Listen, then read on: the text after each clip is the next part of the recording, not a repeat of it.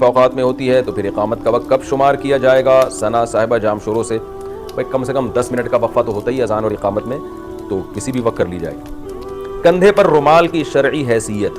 بعض علماء، حفاظ یا قاری حضرات اپنے کندھے پر رومال رکھتے ہیں، کیا یہ سنت ہے یا اس کی کیا حقیقت ہے؟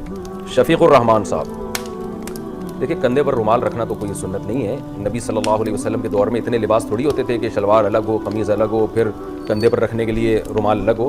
وہ تو غربت کا دور تھا، کسی کو ازار ملتا تو قمیض نہ ملتی، کسی کو دونوں چیزیں ملتی تو امامے کے کپڑا نہ ہوتا، تو وہ تو غربت کا دور تھا۔ یہ رواج ہے علماء میں، اور یہ علماء بھی جو عام طور پہ گاؤں دیہات میں رہتے ہیں، دیہی علاقوں میں رہتے ہیں، ان علماء میں یہ رواج ہے۔ تو رواج کی حد تک ٹھیک ہے، اگر کسی کا رواج ہے، اس کو اس میں سہولت ہے تو ٹھیک ہے، تو رکھ سکتے ہیں، لیکن کوئی سنت عمل بہرحال نہیں ہے۔ اور اس میں ایک چیز، ایک ذاتی رائے ہے جو شریعت نہیں ہے۔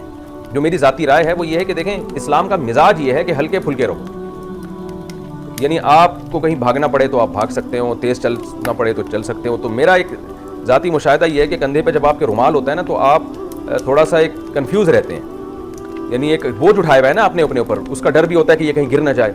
تو ہلکا پھلکا رہنا میری نظر میں، میری رائے میں زیادہ شریعت کے قریب ہے۔ البتہ جو حضرات کندھے پہ رومال رکھتے ہیں وہ ایک الگ دلیل دیتے ہیں کہ بھائی ہمیں اس میں سہولت یہ ہوتی ہے، وضو کے بعد ہم چہرہ پوچھ سکتے ہیں، کہیں نماز پڑھنی ہو تو رومال کو بچھا سکتے ہیں۔